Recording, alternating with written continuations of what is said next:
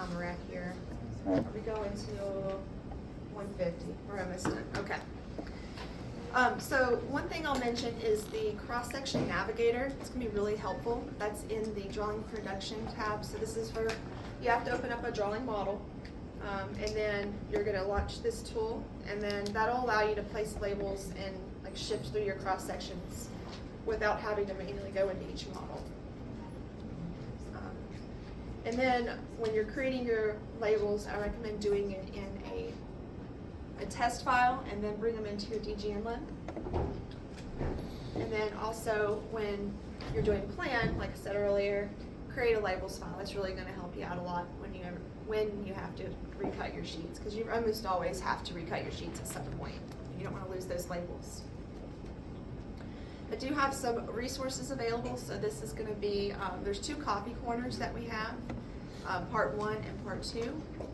And then there's also a YouTube playlist on this. And then there is on the Learn server, they also have some content. So there's really a lot of content surrounding this.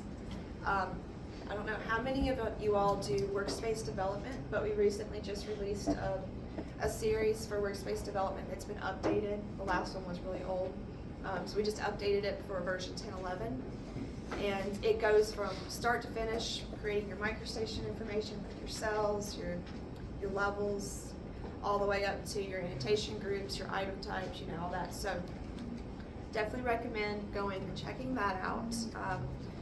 Drainage, I did a series on drainage utilities configuration, so if anybody's setting up one of those workspaces, it's a great place to go to kind of learn the background of how this stuff works. But as far as labeling goes, I think there's like 3 or 4 different videos on the labeler, and then I think there's a lot more on the annotation groups. So. But that's all I have. If anybody has any specific questions for me? I think we have just a couple minutes left. Hopefully I didn't put you to sleep talking about labeling.